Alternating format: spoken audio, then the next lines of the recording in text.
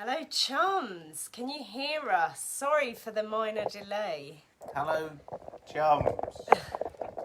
Are you there? We're working on wax cylinders, I think, today. Are we okay, Gem? Oh, yes. Good. I had total faith in you. Eventually, there's two people here.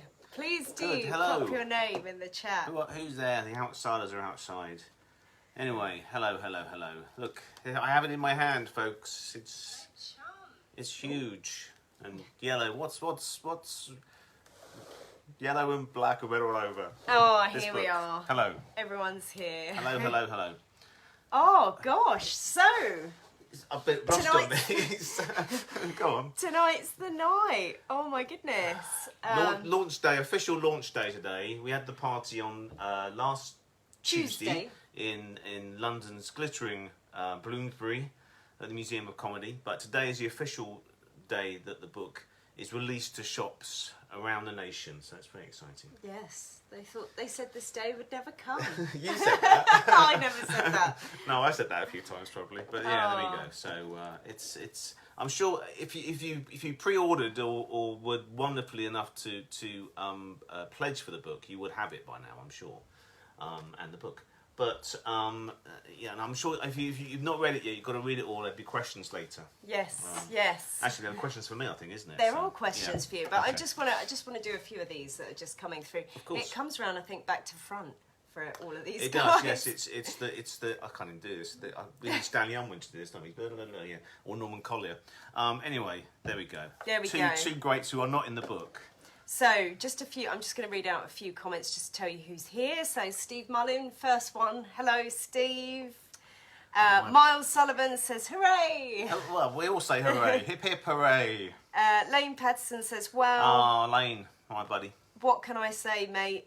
This book is awesome. A credit for you, or to you, I should say. Thank you for such a great and much needed publication.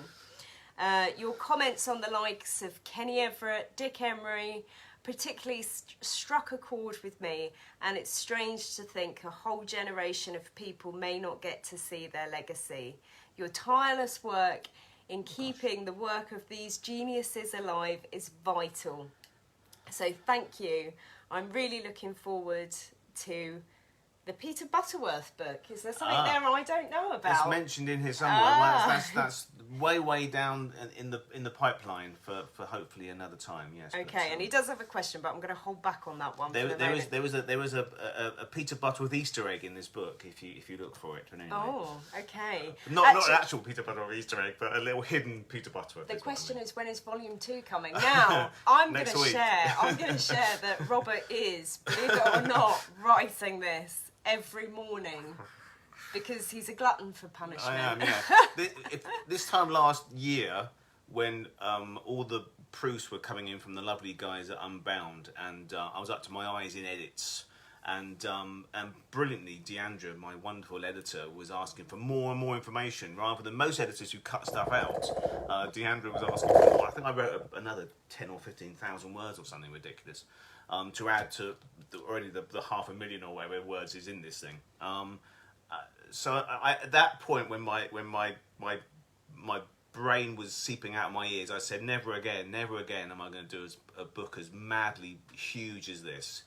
But the famous last words, I'm working on Volume 2, which if the planning stage is, it will be exactly the same tome size as this. I've got another 120 people I really want to do in this sort of style. So yeah, it's on its way. It won't be as long as this one took, because I'm really focused on this volume. And now I know how to do it. In other words, because again, Deandra and the designer Daniel Mogford, who designed the cover for this, and the whole team at Unbound, who have sort of taken my words and magically somehow got inside my brain and worked out exactly how I wanted this book to look, which is what this is basically, an A to Z, illustrated throughout with colour inserts, and every little fact, every T crossed and I dotted. I now know exactly what I need to do. So I'm writing it exactly to plan now, rather than what I did before. Which Can we share the story of the photographs in there? you can share the story of the photographs. Okay, so you were probably instrumental in this. If you have your copy, you will have noticed that there is a photo pretty much on nearly every page. I think 1 or 2 pages maybe don't have it, depending on the person. Some have 2 pages. Some have 2 photographs of pages rather, but yes. And so most of these have been very kindly donated by people like Rick Blackman. Yeah, absolutely. From his own private collection. British Music Hall Society were a huge help. And also your collection. And which is massive. Of which is quite traumatic. I've also got to mention family members like my good friend Andy Merriman, who's a biographer, whose father was Eric Merriman, brilliant scriptwriter who is vastly underrated, who co-wrote with Barry Took Beyond Our Ken, the radio show that would get round the horn. He also created Happy Ever After, which became Terry and June. So Eric Merriman was a real pioneer, and Andy had some wonderful photographs of his dad's work, which are published for the very first time in here. Zoe Batley, David Batley's daughter, who was wonderful and broke my heart with some of the things she said.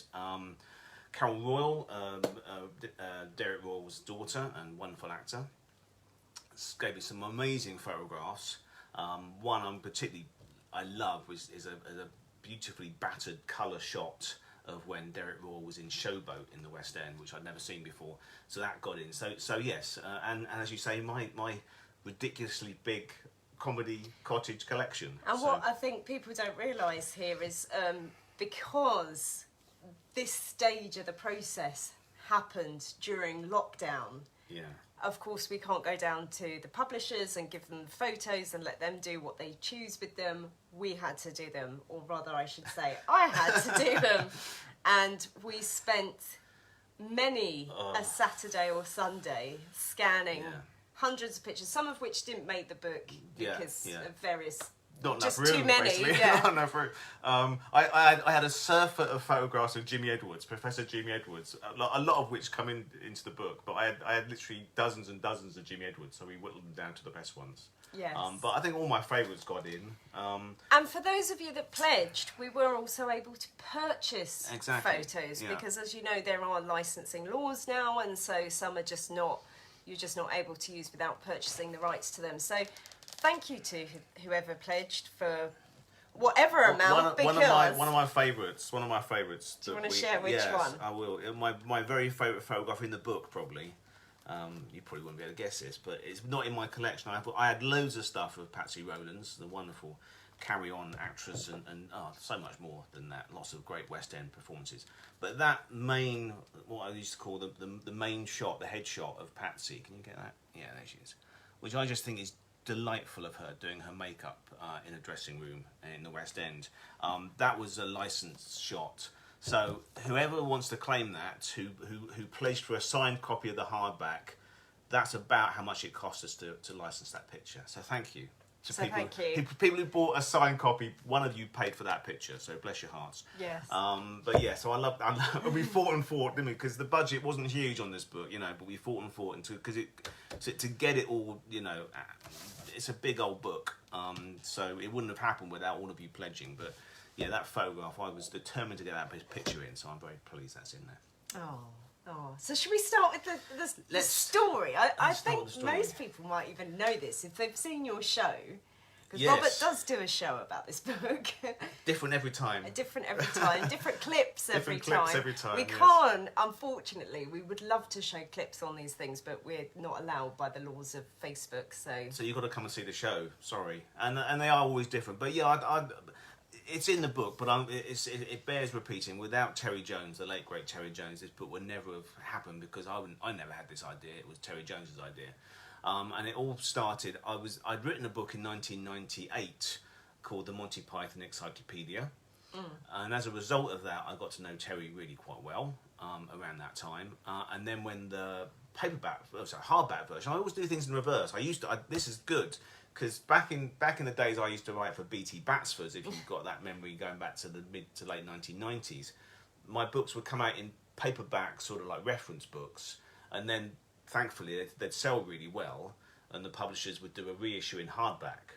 So my Carry On Companion and my Monty Python Encyclopedia was the first editions of paperbacks, but we were working on a hardback for Python because the American audience did really well and the Canadian sales were good, etc. In the old colonies, Australia and New Zealand and all those places. So it was a good excuse to go around to Terry Jones's house because Terry had an amazing archive of all things, not just Python but all his work, and that Python book celebrated all their work, the 6 of them together and apart. So I went round Terry's house to go through gorgeously some of his old filing cabinets of clippings and scripts and annotated television directorial sets and all sorts of things like that. And as it got later and later, Terry got hungry and thirsty, as did I. So he ordered in, as was his wont for the next 20 years, when I got to know him really well, he would order in some food, or he'd prepare some food, but this time he ordered in this amazing Indian takeaway came in. And he started opening these bottles of wine, and we obviously drank them. And as we got more and more chatty about history and politics, and particularly comedy, which was a shared passion, we shared a lot of passions like that, food and drink particularly. He was playing these old records. He used to collect, when he was at Oxford University, he would collect these old 78 revs per minute recordings of all these great musical acts, one of whom was Ronald Franco. And I was in my 20s then, and Ronald Franco was massively famous in the 30s and 40s, but, you know, forgotten in the 90s, as he is now, really.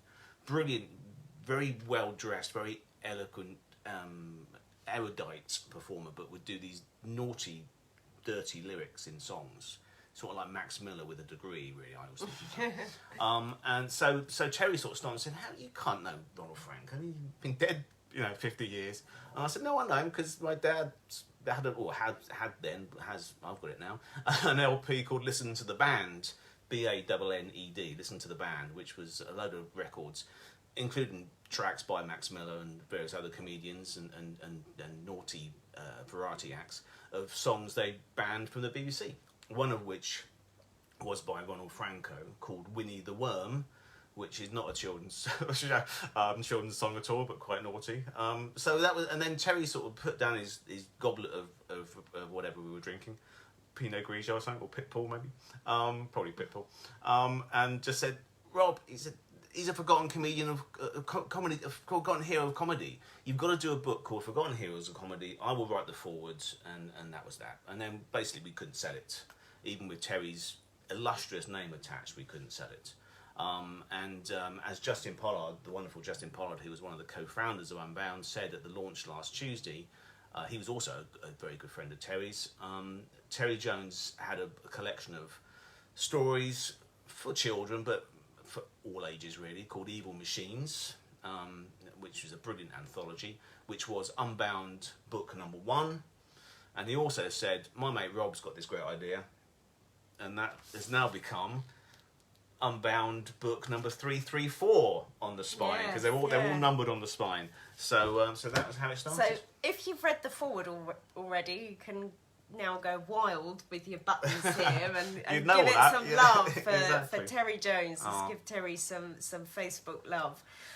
So of course, one of the questions I've had here that's come in is has any of the family members been in touch with you about the book since publication days today? Well, they have. Well, they absolutely. Well, Andy obviously. Merriman was at the launch, wasn't he? Yeah. And Zoe Batley wanted to be there, but couldn't make it in the end. But no, and I had lovely messages from Carol Royal, and yes, absolutely. I mean, it's been lovely, really. I mean, the thing is, this is always, I could write a million words on every one of these people in here, and I probably will if I live long enough. But this was literally just a sort of way to, in 1, 2, 3 volumes under one banner heading, Forgotten Heroes of Comedy, to reassess a lot of people I loved for various reasons. But everybody's been very lovely. I mean, Andy Merriman said on the launch day that it's just a lovely tribute to Dad, and that's what I do it for, really. So I love these people. A, make me laugh, and B, are important in lots of different ways in the history of comedy. And some people are, sort of fading foot soldiers in this year comedy is the answer sort of regime that we've always been talking about for the last 18 months. Oh gosh. But they really are, and they deserve to be reassessed and remembered. And if one of these people strikes you and you want to go out and start digging in YouTube and searching through second-hand record shops and trying to find stuff, then that's my job done, really. I just want to try and sort of light the touch paper and retire, and hopefully ignite a lot of interest in these people. Yeah, I mean, it'd be interesting to know. I mean, I know when we had your show at the Waterloo East Theatre, and we actually already had our author copies sent through. So it was quite an emotional night for Robert, because he came out on stage with the book, and I think we were all chuffed to bits. Well, you were there, my mum was there, my sister was there, my brother-in-law was there, and some of my best friends were there, so it was emotional. Yeah. Interesting for the people that were in the audience who were telling us afterwards in the lovely pub that we used to go to down in Waterloo East. The White Hart. The White Hart. Very good boozer. We must give them a plug, because they were looked very after good us. to us for a month that Yes. we pretty much And lived thanks there. to Gerald at the Waterloo East. If you don't know the Waterloo East Theatre, it's just tucked under the arches at Waterloo Station. It's a lovely space, and we were there, as you say, for a month with various shows, thanks to our good friend Jessica Martin and Stephen Allen and Nick Revel doing two of my plays as stage plays, and Tyler Butterworth, our dear friend, doing his show, and so it was lovely, really. Yes, yeah. And it was interesting to see people saying, gosh, I didn't know this person, I didn't even know of them. So if there's anybody in the book that you've come across and you think, oh, I didn't know them, or if you did actually forget them, pop it in the chat box. I don't know where it is. It's either at the side or below or where. I don't know. I don't know. Probably doing it all the wrong way. We haven't done it for so long, darling. It's been a long time. It's just we sort of got out of the habit, haven't we? It's because we're slowly the green shoots of getting back to sort of normality, but still wear your mask outside, folks. We were on the tube yesterday, and a lot of people weren't wearing it. I was getting quite granddaddy. Gemma said, "Are you going to join the Grumpy Old Men TV series that used to be on?" But I was getting a little bit. Oh, come on, wear a mask. But anyway, yeah. So, yes. what I love about this book, you know, and speaking to the younger generation here, God help us, I don't even know if I qualify for that. It's lovely. The first person on there, or the first person you meet in the book, is Avril Angers, a woman. Yes. Which is lovely to see. Well, I love well purely because she's she's double A. She's the aardvark of, I should have put it in, she's the aardvark of British comedy, isn't she? She's AA, yes. It's all in strict alphabetical order, so that wasn't intentional. And I did have, it's funny, I don't even think consciously that I'm writing about a woman, or I just write about funny people. And so I wasn't putting them in there purely because we were lacking in women. We did a live. Me and Terry Jones sat in a lovely pub, the Red Lion and Sun, I should be on commission, paid in alcohol, in Highgate. And we had a A4 pad and a couple of pens, and we were just writing down names on this list of people we thought should be in it.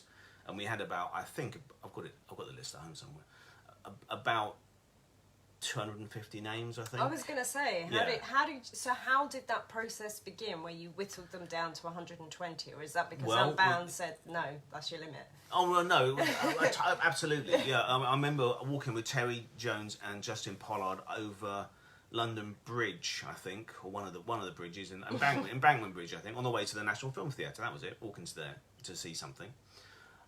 And Justin was saying, "So, Robert, how big is this book going to be?" And I said, "Well, I don't know. I've not finished writing it yet, but there's going to be this." He says, "Whoa, hold on. How many are going to be in this?" He says, "Oh, it's what, like a column each." I said, "No. I'm sort of thinking maybe 4, 5, 6 pages per person." He goes, "That's going to be a big book." He said, "Even Unbound don't have elastic pages." So I basically, again in consultation with Terry, whittled it down to our I put, like I'm doing today, you might see when I'm doing volume 2, I'm putting asterisks by people who I'm definitely going to do. So we sat down again in a pub and put asterisks by the ones we definitely wanted in. And where did the idea of champions come from? Because each piece is championed by somebody. So what was the kind of thinking behind that? That was Terry's idea as well. Okay, so because it wasn't an original idea. The original idea was I was just going to write it, and Terry was going to do the forward. Then we struck a load of brick walls about people not wanting to publish it, and Terry, bless him, was the most gregarious, kindest person you could possibly meet, had a lot of very influential friends, influential himself, but had lots of influential friends. He said, well, I'll get the Pythons involved for a start. So if we started adding names to it, and I knew a lot of people, not as many as Terry did, obviously, but I mean, he said, you know, if I learn anything, publishers, film distributors go for famous names. So the idea was to get somebody famous to endorse every single one of the people, which got quite tricky because some of these people are quite obscure. I'm not going to mention names, but I emailed a lot of people and said, when we were down to, like, I don't know, the last 40 people or something, can you champion any of these? And I've got a lot of things, I've never heard of any of these people. I've got no idea who these people are, which is good in a way, because if they didn't know who they were, then I'm guessing that the public wouldn't know either. But also I couldn't find a lot of people to champion. So yeah, but we got there in the end. And what's the idea for champions for Volume 2? I don't know if I want to do it for Volume 2. No, I'm going to have to do it for Volume 2. I will still do it for Volume 2. You've got your audience here, I'm sure some people... No, absolutely. No, I'm absolutely. Also, one of the pledge, I was badly said, I'll say that again. One of the pledge levels was to pitch in a huge, ridiculous amount of money for me to write somebody that you wanted. One person would say, I want you to write about so-and-so. Nobody did that. Although some of my friends said, what about so-and-so? So I wrote them and then got them to do the champion thing.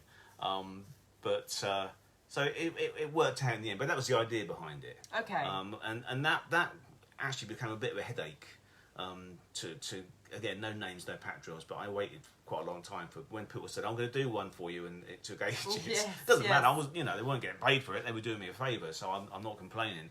But a bit of a waiting game came in. But that helped too. We even had one change, didn't we? I won't name who it was, but there was one change at the 11th hour. It was, yeah. Of which it was due to go off to print, and somebody wanted a change. Yeah, and it was much better as well. It was much better.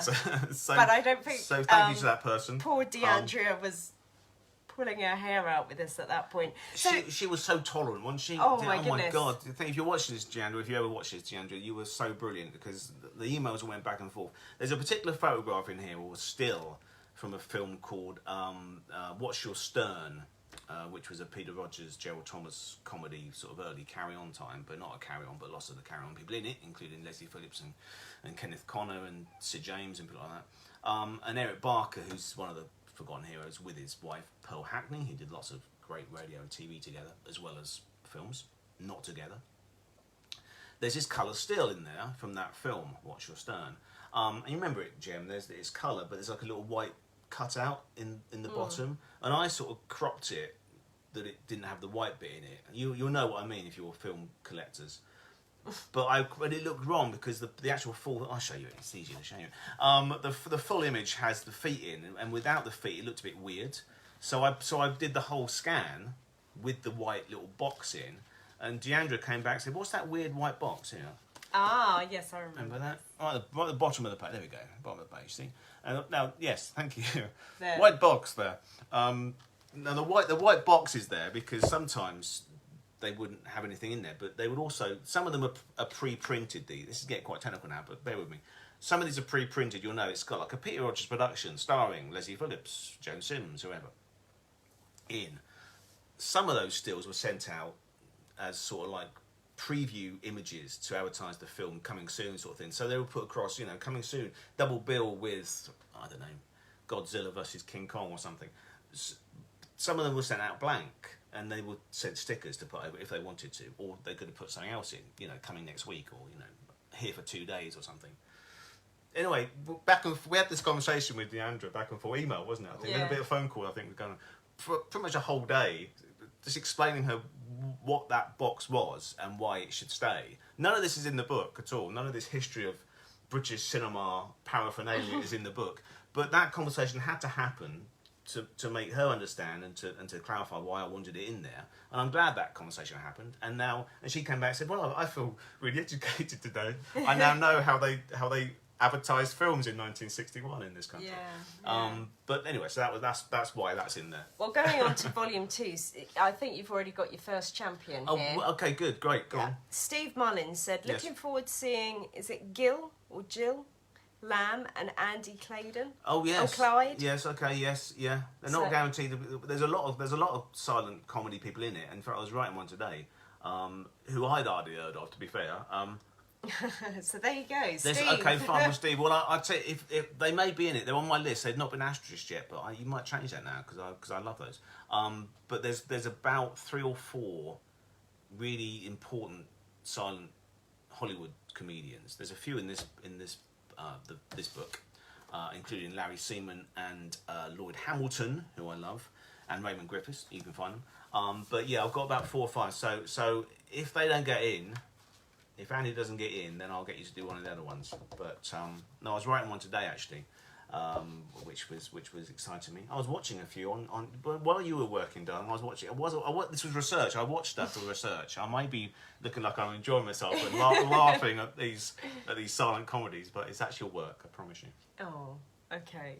And Kevin says, and actually this is a good shout out. He says it was lovely. He's loving his signed copy of the book. Which one did you get, Kevin? Yeah. I cannot believe it took us an entire weekend, as you probably saw. So again, thanks to COVID, we had all the copies sent here because we weren't allowed to go down and sign. In some ways, which was quite nice because we could take 2 days to do it. I did take my time to do it. Yeah. And then see, Pam Ayres, cleverly, Pam Ayres didn't get boxes of books like you had to at your front door, darling. Pam Ayres has done a lovely new book called Pam Ayres on Animals, hasn't she? Which you have now done. She signed, like you do, little stickers, right? And they publishers bung in the front. I got the books in their huge glory here, and I signed every single one. Different, I think, about 200 and something copies I signed. Every single one has some different message in it. So if you pre-ordered one, if you're one of the people that helped to pay for that Patsy Rowland's picture and got a signed hardback, then you should have a unique message in there. So there you go. Yeah. Yes. I don't know, you started a trend and then it just was like, you kept going, didn't I you? thought, I give myself these things, like doing volume 2 of that, I give myself these silly challenges. These challenges. And never give, I'm not a quitter. I'm not a quitter, I'm a Gemini, I'm not a quitter. Anyway. So, and then also somebody else I wanted to pick up on, which I know again you talk about in your show, is Willie Best, one of the first black comedians. Well, certainly screen. Right yeah, well, there were black comedians certainly on the music halls on Variety and Vaudeville in America, certainly, yeah. But Willie Best in terms of film comedy was quite a pioneer, and I love Willie Best. And I'm sure you know who he is, and if you don't, he is in the book. Willie, I love him, and it's very good at Halloween time because his best film by far is a Bob Hope comedy called The Ghost Breakers. With Paulette Goddard. And Paulette Goddard and Bob Hope had done a film called The Cat and the Canary a year or 2 before that. But The Ghost Breakers co-stars Willie Best. His credit is not good. He's very low in the billing. And he's hardly in the trailer. But black actors were treated very badly in Hollywood in the 30s and 40s. But screen time is really good. And Bob Hope called him, no pun intended, Bob Hope said he was the best actor he ever worked with. It's a real double act. So if you've never seen The Ghost Breakers, watch that. But he plays a manservant. He plays that type again. And he played a lot of those sort of those menial roles, sort of hotel bellhops and lift attendants and railroad sort of assistants and just one step above a slave really. But it was work, and he enjoyed it, and he was brilliant at it. He was really good comedy actor, great comedian. So this is Black History Month, isn't it? It is, yeah. So for me, he's one of the again. I don't write about black performers or women or gay performers. I write about performers, and Willie Best for me is one of the best comedians. He's really good, and given the material he got to work with, he really rises above it. Actually, and on that note, we had a couple of comments, didn't we, back from the editors about certain things, the way which you were direct quotes. Indeed. Where yes. they were like, we don't think we can publish this. Could you paraphrase it? Could you change it? Which I did, because I put stuff into context. I don't want to offend anybody. There's I'm going to quote it because it's a. I mean, you know, I thought if you think you're the editor, you're publishing this. This is up to you. There's a comedian called Joe E. Ross. Joe initial E. Ross. No relation. No relation. No. Or it's a bit like me. He's a fat slob. No, but he's best remembered for stuff like the Bilko Show, the Phil Silver Show, but only Bilko. And Car 54, Where Are You, which he did with Fred Gwynn. He's a sort of a Bronx slob, you know. He's a hot dog eating, 10-pin bowling slob, and he sort of was that in real life too. And when his sort of acting career, read the book. I was quite pleased with the Joey Ross article because I love him. I think he's great. He's that he does this a lot. He's like a big ape really. He's an ape in clothes, Joey Ross. But when the TV work started to dry up a bit, he was quite hard to work with by all reports. He was stand-up comedian. He was a stand-up comedian before he went back to sort of vaudeville and sort of the comedy clubs around LA, Los Angeles. And he recorded an album called "Should Lesbians Play Pro Football?" or "Should Lesbians Be Allowed to Play Pro Football?" Anyway, it's in there. I'll have a look.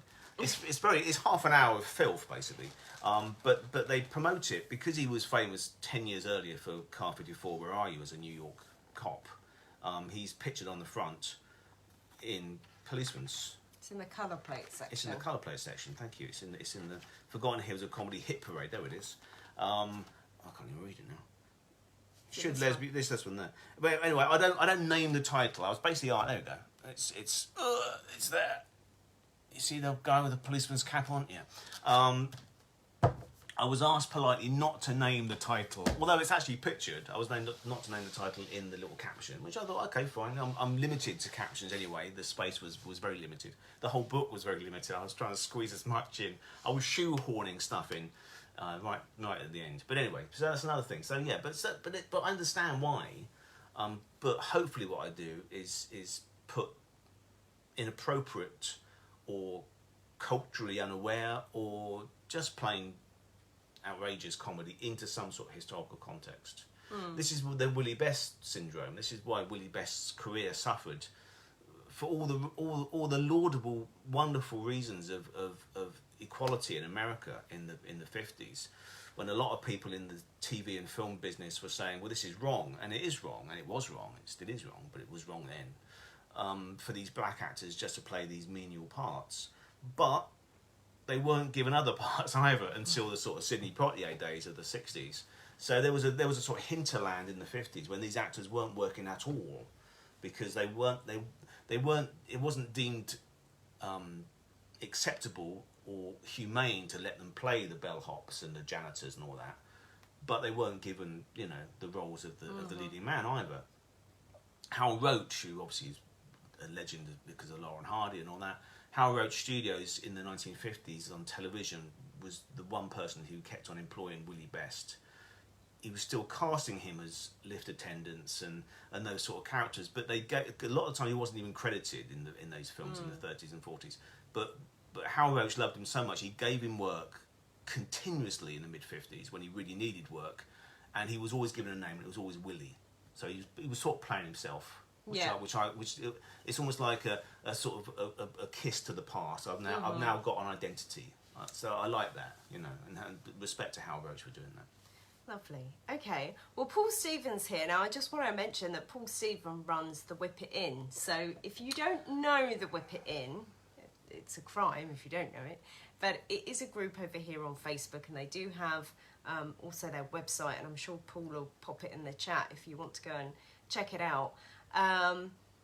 And it's a carry-on group. It's so really for fans of carry-on. The Whip It is from Carry On At Your Convenience, but it's a Facebook community of carry-on fans, of which I'm very pleased to be associated.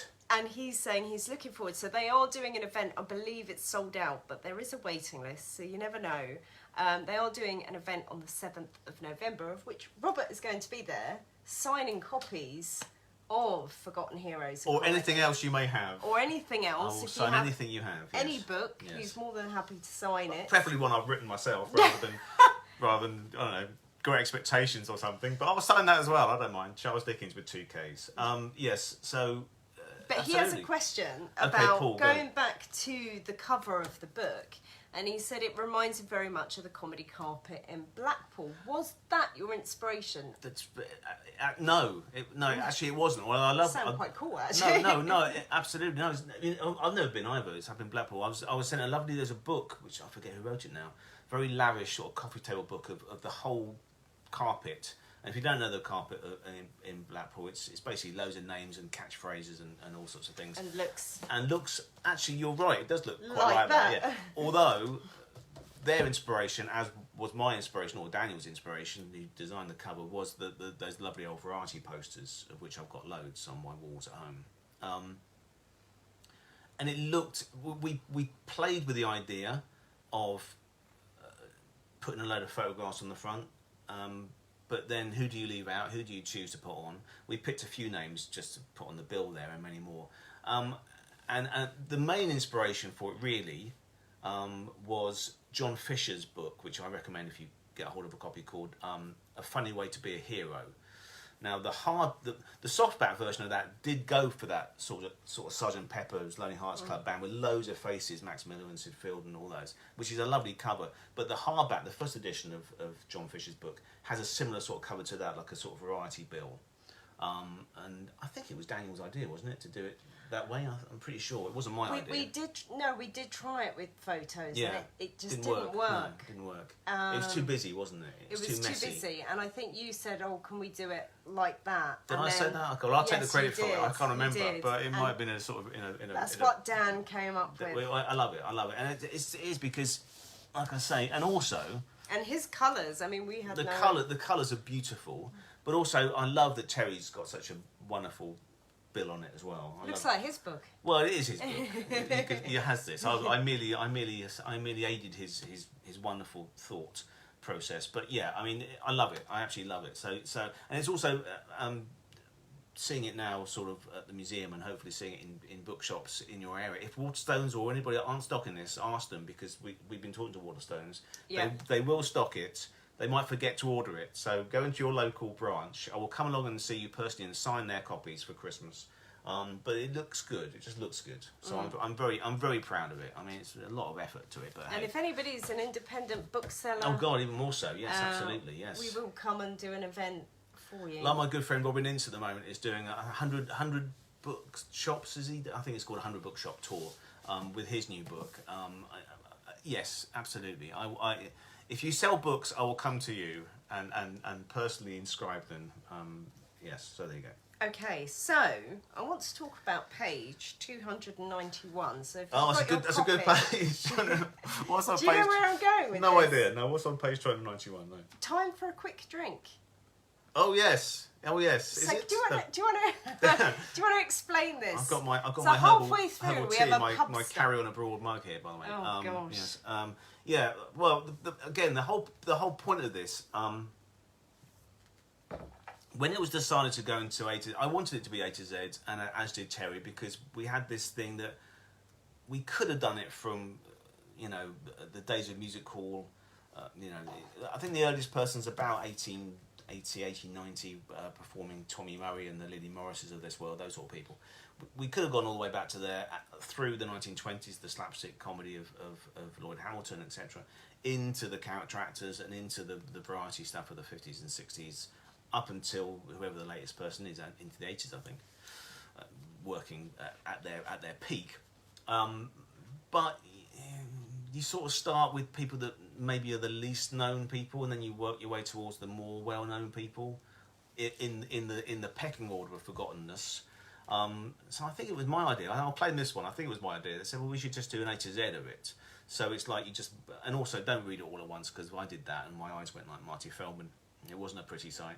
So just dive into it. Somebody put a lovely tweet up actually when the books came, when we did the unboxing, saying that he just likes to have a nice Sunday lunch and then pour himself a single malt and then just pick one chapter to read, which would take you about half an hour, probably 45 minutes. So that's the way to do it, basically. Or you're like we've been watching Mind Your Language recently, very blessed to have my dear friends Francoise Pascal and George Camilla at the launch last week. Who were both champions. Both champions. So Francoise championed Barry Evans, who's the star of Manual Language and many more things. And George Camilla championed Vince Powell, who wrote it. So we watched an episode, and you sat and read Barry Evans, didn't you? Yeah, I did. So it there was you the go. first one I read, actually. So that's the way to do it. If you want to just dive in and read somebody, yeah. And I think, I know we've talked about the first person, but the last person I thought was Harry Worth, but it's not. It's not, it's a Z. Before we go to Z, or go to L or whatever, you asked about the drinking bit in the middle. Oh, yes, sorry. That's a very long way of getting around to this. So the A to Z thing, so Deandra, my editor, said, so what are we doing? So I sort of fabricated. You're watching a variety bill, a stage bill, a play bill of performers. So I'm also endorsing the Theatre Royal Brighton, which is my all-time favourite theatre. Sorry, the London Palladium, but the Theatre Royal Brighton is my favourite theatre. So you're basically walking through the door of the Theatre Royal Brighton, and all these people are coming up and doing their turn, and that's the sort of way, the interlinking thing I had with it. So it's a big book, so halfway through I thought, we'll have a break in the bar. Now the bar at the Theatre Royal Brighton gets really crowded. So what I do, there's a pub right next door to the Theatre Royal Brighton called the Colonnade Bar. It's part of it, but it's not actually in the theatre. It's at the side. The Colonnade Bar is great. It's got a little guy they call Willie in the front window, about so big, like a little sort of diddy man. And the walls are plastered with signed photographs of the actors that have played the Theatre Royal next door, and lots of playbills going back to that. One of which is Sid Field in Harvey, which played there in 1949. So I thought, well, it'd be quite nice to have a break, and then you can meet some comedians who aren't covered as a whole chapter in the bar. There are some comedians mentioned who will never be in it because they're not forgotten. People like Sid James, I think, gets in there. Mm-hmm. So that was my excuse to have a little break, and I quite like that little bit. It's about 2 or 3 pages. I thought that was the one bit that might got cut out because of just irrelevance, but it stayed in. So then you got a break, and then right at the end you finish, and then there's a little bit at the end saying goodbye and here's to the next time. Hint, hint.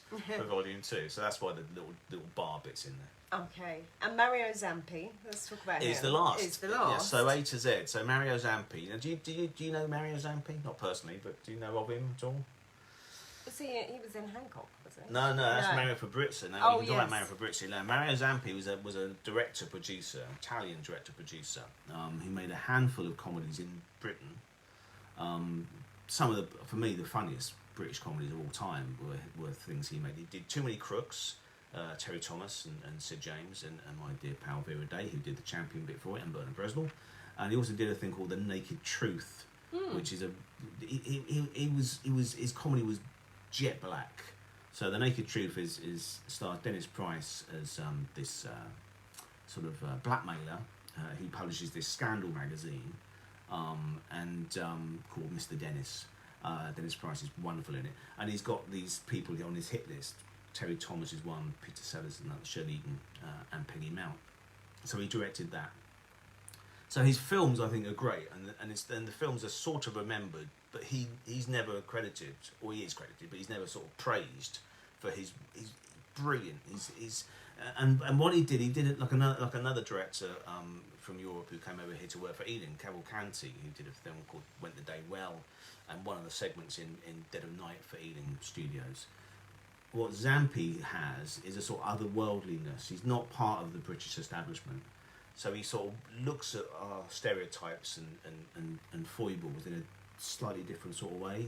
And it's really dark and sinister and really funny. So he's the last in the book, purely because he's Z, not for any other reason. Well, there's an interesting question here. Was there anyone too controversial to be included? No. I don't think they knew half of them.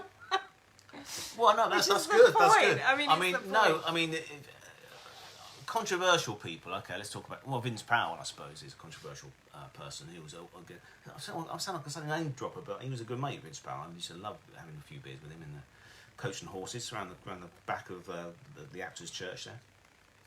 Not the Coach and Horses, what I'm talking about, the Lamb and Flag. But Vince Powell, either as co-writer or writer, wrote some of the most controversial 1970s sitcoms, Mind Your Language being one, Love Thy Neighbour being the most problematic, probably, of all of them. But we had a good conversation about this because obviously you're a teacher who works with pupils whose English is not their first language, and you go on, take it away. You Well, think it's true. spot on. Yeah. It's Yeah. absolutely spot on, and I think, you know, when you work with especially when you work with a multicultural classroom like that, they are quite good at sending themselves up. Yeah. I mean, I probably won't. I can't share some of the stories that have happened No, of to course, me. no. But they some of those things are actually, I'm like, that happened in my classroom. That is what goes on, and it was funny. And in fact, I had a group of sixth form students, so they were 18, 19, and I showed them a little clip of it, and they just thought it was hilarious. They totally got it, and they were like, it's like us. So I was like, yeah. Your English doesn't improve either. So again, a bit like, no, I'm not saying you've got to debate this stuff and you've got to put it into context. I think it's quite right that people like BritBox and Talking Pictures TV put disclaimers on. I really do, because you've got to warn people that this might be problematic, but it should be shown. It shouldn't be hidden away. Another person, Michael Bates, who's in the book, who when I was a kid in the 70s was in 2 massive BBC sitcoms. He was the very first part of the first team of Last of the Summer Wine with Peter Sallis and Bill Owen. Both of them went on for decades, but Michael Bates only did the first couple of series of it. It's Cyril Brownmeyer. And he's also controversially in Ain't No Hot Mum, where he's sort of made up to look more Indian than he is, although he was born in India and lived in India as a child. And that snake belt, which I had as a kid, there's a snake that buckles as the belt. Yeah. He had over his turban like that. That was his belt as a kid, which he used. So it was him really. It was his favourite role. But I suppose rightly now that wouldn't be shown on TV, on BBC One, say. But you can buy the box set on DVD, which I heartily recommend you do. And so you can still see it. But I still think there's a place for that show to be shown, because the scripts of David Croft and Jimmy Perry, for heaven's sake. These aren't slouches in the script writing realms. These are geniuses. So. Was there anybody when you started writing about them in the book and you thought, oh, actually, I could write a whole book on this person? Oh wow! Oh gosh, absolutely. Yeah, loads of them. Yeah, Loads of them. Yeah, absolutely. I mean, Arthur Haynes certainly, I think, deserves a proper book on him. I mean, Dick Emery. Has had books on him, but yeah. But he is an interesting person to be in there, yeah, and debatable. Well, talk about controversy. Are they forgotten? I mean, this is, and it's subjective, isn't it? I mean, I can't remember. We'll come back to this person, but Roy Kinnear was someone that Terry Jones particularly wanted in, and I thought, really, and he argued brilliantly. Obviously, it's Terry Jones, so he went on the list. Dick Henry was the ones I wanted on, purely because he's sort of stuck in a rut. Dick Henry, he's a bit like sort of Las Vegas Elvis period and Spangles. He's stuck in the 70s, and he shouldn't be stuck in the 70s. And he's considered part of that sort of decade that tastes forgot. And he's much more than that. He's much more than just a silly sketch comic. He's a brilliant actor. And I think, even now, when I was on that Channel 5 documentary last year, wasn't I? Dick Henry's Comedy Gold or something. And I wasn't, but there's still talking heads on there defending him, like it's okay to laugh at it. Well, of course it's okay to laugh because it's funny, but you've got to put it into context. So that's why Dick Henry was in. And it's one of those. There's quite a few in there that are abstract celebrations. They're not facts and figures. Some of them, a lot of them are. Dick Henry isn't, because I think it's as a body of work. It was there. He did the Dick Henry show for 20 odd years on BBC television, with a couple of 10 specials along the way. But to try and sort of put him on a different level of greatness. For me, he's up there with people like Frankie Howard and Tommy Cooper and Walker and Wise. He's that important, and he's not considered that important, and that's a shame, I think. I think he's one of these names. I'm just thinking from my own experience, where you know the name, you know a couple of his sketches and what he did, but he's not up there as much as them, and I don't know why. I don't know why. And there's actually, thinking about it with some of the comedians that I remember, kind of even in the 90s, are they going to be remembered? Dare I say this? I might even say this person's name. Go on. But someone like Brian Connolly, who did It's a Puppet, which we all knew. Yeah. But he's now gone into EastEnders, and he's going obviously down a different route. Oh, he's a brilliant actor. It's brilliant. Yeah. But will that, because I remember him being on TV all the time. I know what you mean. As a comedian, as a sketch comic. Yeah. Well, because West End. We're going 20 years ago with Jolson and stuff. He's a brilliant performer. But I know what you mean. Yeah. But his social media is really funny, isn't it? He was doing during lockdown some brilliant stuff. But again, pals of mine, Trevor and Simon. Geniuses, Trevor and Simon. Simon Hicks and Simon of Trevor and Simon, obviously. Has said several times he's concerned about being forgotten because what they did on going live and a lot of it, also live shows. A lot of it was going out live, so it wasn't recorded. So apart from if you were a bit like me, illegally taping stuff on a Saturday morning or whenever they popped up on chat shows and things, it was all very ephemeral. Their work, they didn't do a Saturday night variety show or something that's been now in the archives and will be broadcast and things. So this is the problem with live people. This is why I like musical performers, to try and understand people like Dan Leno, who's not in the book, but someone like Gus Elan, who is in the book. Gus Elan, who was a sort of costermonger comedian, character comedian. This is some of my favourite musical songs. But that's all that's left, a few sort of grainy Pathé News clips of him doing his act in his dotage in the 30s and 40s when he was doing, revival shows and things, revival tours. But at his peak, there's nothing at all, apart from some scratchy old records. It's a great big shame and all that. I won't do it. Any excuse. But that's all that's left. And someone like Sid Field, who's in Volume 2, who's mentioned all throughout this volume. Spoilers. No, of course Sid Field is.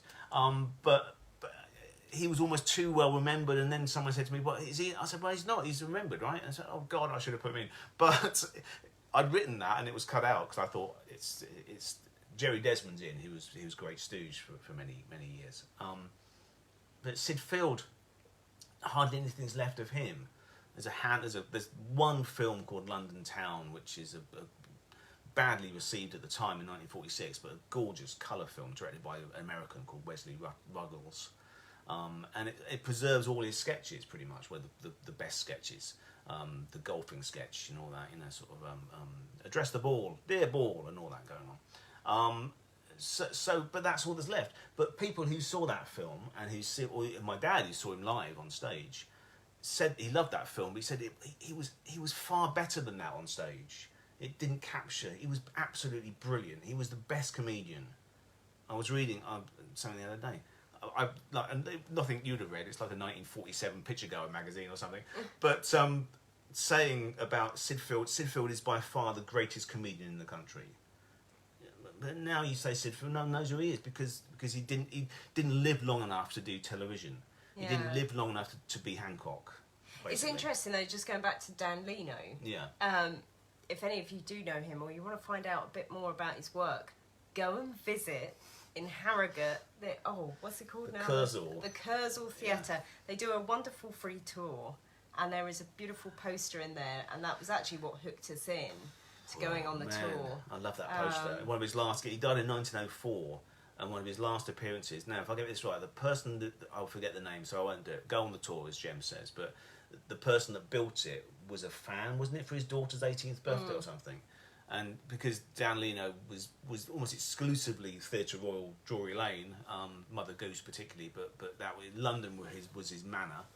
He went up to Harrogate to do this sort of, not benefit gig, but he got paid a handsome fee apparently to do this like sort of one night or two nights for this guy's daughter, wasn't it?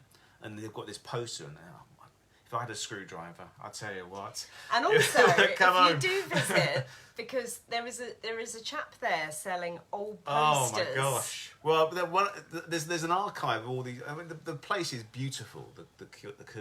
It's Cure Hall, isn't it? It was a German word, Kurzel. The archive there is amazing, and one of Ken Dodd's last appearances.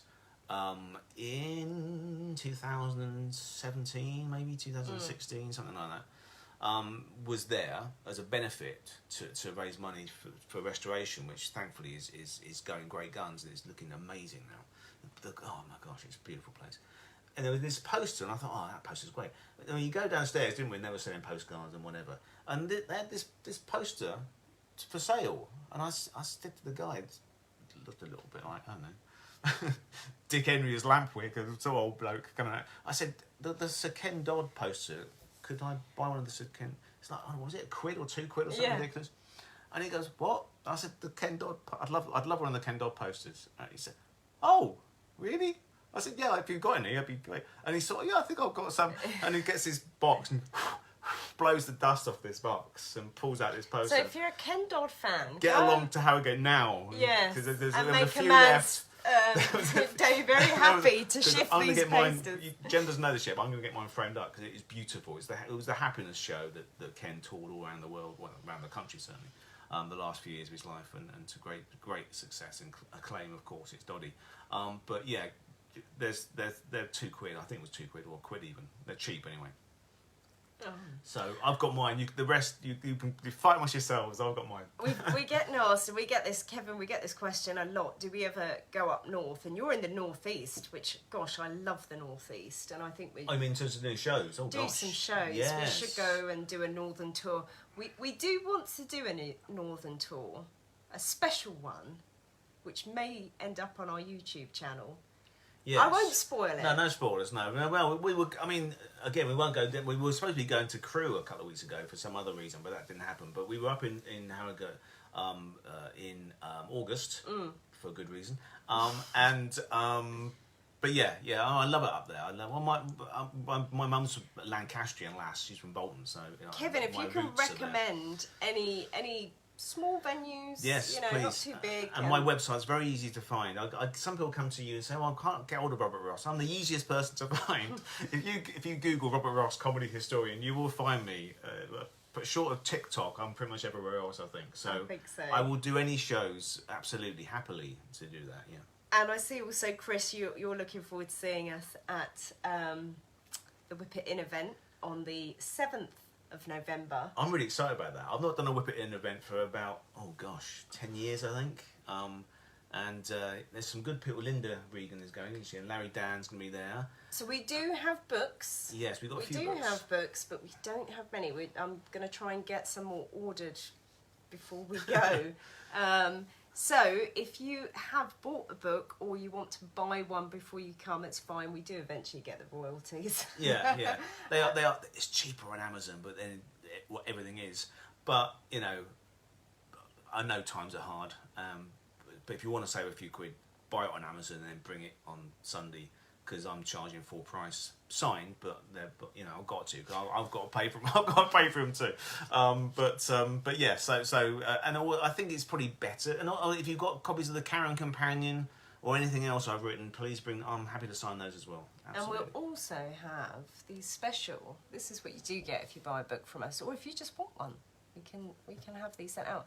These are special. It says, read any good books lately? It's probably around the wrong way to how this is coming in. It's suddenly gone quite quickly. These are special. It's like Mark Gatiss in League of Gentlemen. This is special stuff here. And there's some of Robert's books on the back. So there you go. You could get a bookmark from us, and that will be at the Whip It In event. The publishing world has been waiting for a bookmark with my face on it for decades, and now you've got one. So Richard Wheeler, you're at the Ealing event. My goodness. Oh, Richard, you get see everywhere, you everywhere. Richard. You're my official stalker. I love it. No, Richard. Oh, that's good. No, because Richard came to my Carry On show, I think. This was a sad one, because the day I found that Liz Fraser had passed away, I was about to go on stage. Literally about 3 minutes before I went on stage, I got a text from one of her family members to tell me. And I'm sure Richard was in the audience that night. It was quite not muted, but it was an affectionate one. Well, it was affectionate, but that was quite a tough show. But yeah, I'm sure Richard saw that. And you've come to see several of my comedy, and you can attest, Richard, put it in the little box there, that every show is different. There might be Ronald Franco's in every single show. I've got about 50 clips of Ronald Franco from various sort of sources, but there's different songs. I try and show a different Ronald Franco song every show. I'm now sitting there with a pad and paper to show the same clip. Okay, well I'm doing another show. But I have to be careful. I don't remember what you've shown me here. No, that's true. That's true. I don't torment her by showing a Ronald Franco clips every night. I really don't. But I'm doing a show. And I'm doing a private show. It's like a secret Prince gig or something. I'm doing a show. I'm doing a show in Eastbourne, aren't I? In a couple of weeks for a sort of a private club thing. That sounds wrong as well, but it's a association that's hired me to do their show. Like a women's institute. Absolutely, yes. And also, I need to do this. I need to plug our dear friend Tyler Butterworth's show. Tyler is touring. He is at the Hayes Theatre on Saturday. Yes. Please go and see his show. He talks all about his dad, Peter Butterworth, and his mother, Janet Brown. Peter Butterworth on my mug there, look at that. And Janet Brown, yes. Do support Tyler. I saw the show for the first time actually at the Waterloo East last month, and really moving. It's the most moving thing I've ever seen. So go and see it. And Tyler, it's funny too. And it is funny. It's funny, no, yes. it's very funny. It's but beautiful. Tyler is It's a beautiful. wonderful storyteller. He is. And he had me gripped for the hour. Plus, he's one of the nicest people you could possibly meet, and he will say hello in the bar afterwards. And he does have actually a Facebook page as we are on Facebook. He is a bit of a carry-on. A bit of a carry-on. So follow his page, A Bit of a Carry-on. It's fairly new. He's also on Instagram for those of you that are with the cool kids over Down on with the kids. Instagram. A Bit of a Carry-on. Gangster Insta, yeah. So, and Paul's just said you're seeing it on the 14th in Henley. Oh, fantastic. Oh, wonderful. Is that part of the book festival? I think the History Festival, I think Tyler's doing that. I'm not sure. I'm seeing him for lunch next week, so we'll compare notes. But it's great. It's a lovely show. Because we did a cruise together in 2018, a carry-on cruise, and that was the first time I think he did it as a sort of embryonic idea. And it's such a... If you don't know the story about his parents, particularly his dad, it's an incredible story. As I say, funny, with clips as well. So it's great, yes. Good plug there, darling. Very good. I know. Yes. Is there anything else we need to plug before Christmas? I don't think bonfire night? I don't know. No. Halloween? Halloween's coming up soon, isn't it? Yes. I'd say it was a year ago since you did... A year ago yesterday. Yes. Since you did the Halloween, the comedy horror show. That's on the archive. Just tell people, we're trying to up the numbers on this, obviously, because, again, this is a free show.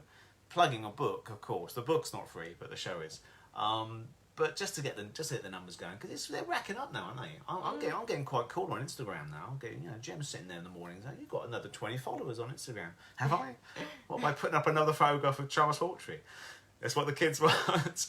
And if you want us to come, if you know of an independent bookstore or you know of a venue that's small, we can't go play the London Palladium, for example. We're not big enough for that. I'm your studio space. I'm your 300, 400 seaters. So if you've got a local theatre like that, or a local bookshop, or anything like that, or a civic centre, who want a bit of nostalgic comedy with a twinkle, then we will come your way. Oh, Neil, you tempting man. He's just said, I hope you're going to be doing a Christmas show.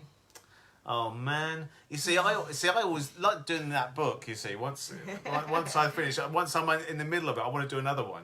And we might have to watch last year's to not talk about show. What we did last year. Oh god, I'm some sure things you got to mention. We don't know what we. It was not lockdown last year, wasn't it? It was horrible lockdown last year. It was. We were doing it to keep sane, I think, ourselves. But yeah, I'm sure we will. Yeah. Yeah. As long as you buy the books, because then we can buy a vegan turkey for Christmas and I won't starve. Can we get a vegan turkey? Yeah, we get a vegan turkey roll. Sort of, yeah. But yeah, any other person you wanted to mention or talk about? I can't remember. Wes McCallan you mentioned to me you wanted to talk about, because that's your favourite. I love Wes McCallan. Yeah. I loved it, but I did a little promo video about it. Oh, you did? Oh, yes. I? Oh, gosh, yes. Yeah. Our YouTube. I know, which has gone a bit awry, but there we go. Robert J. Simpson's here. He says, got to get you back to Northern Ireland. Yes. In fact, Robert, we were having this conversation just last week about a trip to Ireland and Northern Ireland. So. Oh, I love Belfast so much. Oh, Belfast. Gavin. I've got to say, before we go, Robert J. Simpson, I'm buying your book, sir. I'm buying your book. Robert's written, I presume it's brilliant, I've not read it yet, a monograph, is that the right word, or monogram? Monograph, isn't it? On The Wicker Man, the classic 1970s British horror film, Britt Ekland and Christopher Lee, and no spoilers, but spoilers, ill-fated Edward Woodward. So if you love that film as much as I do, The Wicker Man, it's cinepunked, isn't it? Is Robert's little platform where you get that. But just search my followers list or the people I follow on Twitter, Robert J. E. Simpson, and you'll find it. Buy the book. It's going to be a treat for Halloween. There you go. There we go. So, and also, actually, Gavin, thank you for pointing this out. I think we should raise a glass. It's the anniversary of Bobby Ball today. It is a year ago. I'm not got a glass. I've got cheers, Bobby. I should have a lager or something for Bob's. Yeah, absolutely. Oh, what a brilliant! I love him. I mean, yeah. Gemma will again. It's comedy all around us. I often do shout out to the device. I won't name what it's called over there, but the device in the corner that plays music when you ask it to. I often ask for Tommy and Bobby's laugh me a laugh, grin me a grin. So yeah, a year ago. We also talking about sad things. Mentioned Terry. Obviously, he didn't live to see the book. Bless him. But he knew it was. He saw stages of it. He knew what was going into it. So he was there with us till the very end. But of course, Paul Perkins. We should. Mention too, whose name struck me a bit actually, because he pledged for the book, and I won't go into details, but he was a loyal supporter, a very loyal supporter, but an oblique casualty of COVID-19. And Paul would come to all the shows that I did at the CAA, the Concert Artists Association. There he is, yeah, Paul. So I don't know if you can see that. Well, he's in the list. He's there. He's under with P. But yeah, so remembering him too. It's been quite a journey. This obviously, I hate that expression. It sounds like a sort of a self-help group, but it's been quite a journey to get this book finally finished. So thanks to everybody really who pledged and supported it, and thanks to Gemma for dragging me over the line and scanning 1,000 photographs of comedians she'd never heard of. And having to suffer me singing their songs every time she was scanning them, just to put her into the picture. But yeah, it's a book I'm very proud of, so thank you all for and thank you just for your continued support. My goodness, that's why we wanted to share publication day really with you guys, because you've also been the motivation, I think, to get this over the line. Of course, absolutely, yeah. It's been a long time coming, but like I say, Volume 2 is in hand. It won't take as long as this one, but I don't know what's going to happen with Volume 2, but it's being written, so I will pitch it as always, and hopefully people will support it along the way. But yeah, is that us? Oh my God, we've gone over it, haven't we? Well, we have gone over, but we were a bit late. We were a bit late. Well, that's technology for you, see. I know. See, give me the old steam-driven days. Come and see us in a theatre live somewhere soon. That'd be lovely, wouldn't it? Yes. Maybe you see it at the Carry On if you've got tickets for that, on Sunday the 7th. And then I've got no shows in the books, I don't think, at the moment. But there will be. There's things afoot. There are things afoot. Just wait for January. As Sherlock Holmes would say, the game is afoot. It is. This year, comedy is the answer. I think now is like chill out time. Yeah, well, there's offers, isn't there? But yeah, we'll have a bit of a break before Christmas. But we will do. Who asked about a Christmas show? We will do a Christmas show. Shall we look at a date for? We'll look at one of the Tuesdays around there. But because we're not on a Tuesday, are we? It's a Thursday. Oh, of course, it's Thursday. Yes, Thursday book club. Yeah, because it's launch day today, or publication day. But anyway, but look, I should get this proud old beauty into shot. There we go. Oh, so David Charles, yes, I'll answer you very quickly. Where is the Carry On show? So there's the Whip It In event, which is on the 7th, and if you scroll back through the feed, you should find a link from Paul. And there is also a bit of a Carry On show, which is presented by Tyler Butterworth. So if you just go into, search it. Is that David Charles, the actor that played so brilliantly Charles Hawtrey in Fantabulosa? If it is, then oh, hello. Oh, goodbye. But yes, I think it must be. Anyway, but yes, brilliant actor. Oh, and Richard's just said the Heidi High reunion. Of course, we've got that in January. Oh, yes, hopefully. What's that for? Cancellation? Postponement, sorry, not cancellation. I've never used the C word. Postponement. Yes, January. Oh, my God, when is that? January, you'll know. Museum of Comedy, myself, my brain's gone crazy today. Myself, Jeffrey Holland and Sue Pollard. Heidi Hi, Hody Ho. That's going to be fun. That's going to be fun. It's long awaited. It's you long guys awaited, have been very yes. patient. Yeah. We've been very patient, I think, as well. And David Charles says, oh, hello, it is him. Thank you. Well, brilliant actor. Thank you. Yes. Well, there you go. So, when we're doing the Carry On, I shall invite you on stage, sir. And we can have a little bit of fun, if you know what I mean, Mrs. But anyway, yes, when we do the Carry On show, talk to my agent. She'll sort it out. Yes, inquiries at robertross.co.uk or just inbox us here. All right, thank you. 30th of January, there you go. Thank you. I'll be there, I promise. It's in my diary. I just forgot what the date was. But okay. Thanks a lot. Thanks so much. Bye-bye, everyone. Buy the book. Bye-bye, the book.